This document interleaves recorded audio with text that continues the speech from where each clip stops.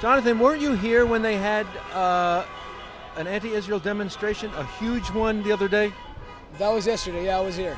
Yeah. There was about 30 or 40 of us max, and I would say there's about like between 10 to 20,000 of them. And why was there such a small Jewish counter-protest? I believe because they were smart in the fact that they wanted to have a protest on Shabbat when they knew a lot of Jewish people wouldn't show up. So they really organized. And however, I saw a lot of other organizations over here as well, like Black Lives Matter. I saw maybe half the people over here that didn't know what they were talking about. And then I found out that Black Lives Matter got paid to show up over here. And they sent Antifa people and provokers to come and antagonize us. And then when I asked the police officer, why aren't you doing anything? He said, because they didn't lay hands on you. It's like, are you gonna wait till they lay hands on us for us to do something about it? Yeah. And I was like, if that's the case, then we're gonna end it. But please, get your guys to do their job and protect us, because you see there are only 30 or 40 of us.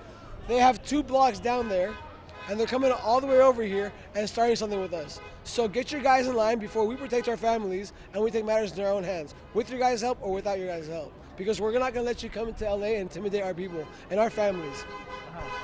Do you think that the city has the police somehow tamped down because of all the trouble that they've had with the leftist rioters during the elections? Absolutely. Now, even just yesterday, we witnessed it.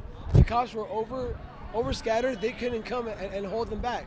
If they really wanted to send all their people over here, they would have been outnumbered, and the cops would just have to step back, just like they did. George Floyd riots happened. That could have been exactly what happened yesterday. But you know what? We're not going to be intimidated. We're children of God. We've been exiled from every state we've been on for the past 2,000 years, 5,000 years. Over what?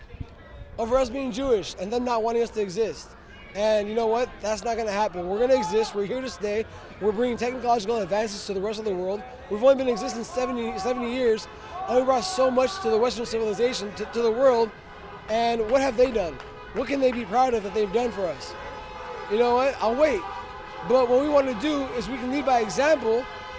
We cannot make peace with somebody who doesn't want us to exist. Once you get Hamas out, we can give the Palestinians a democratic government. You can let them elect their own officials that they want to support.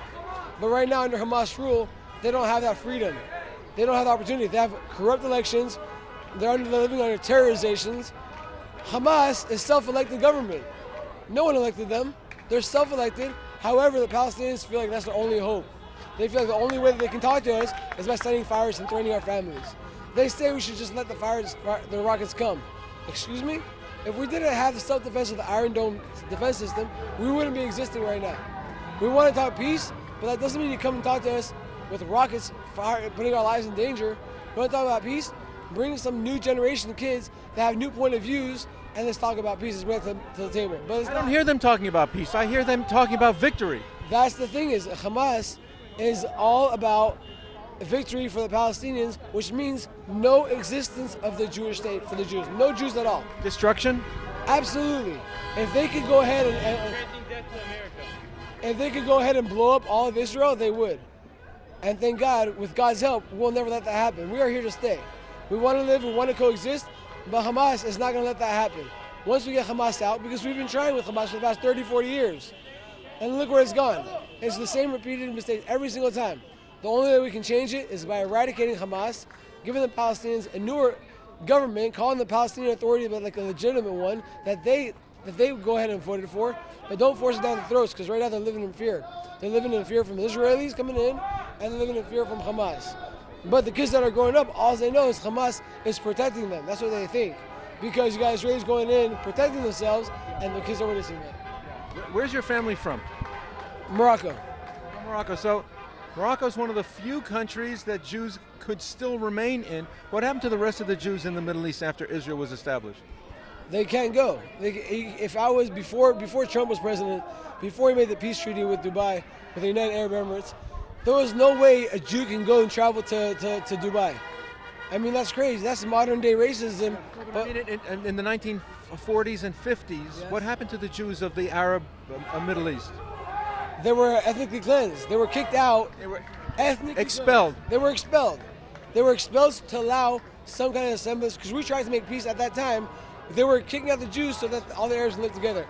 How many Palestinians will you find living in Israel?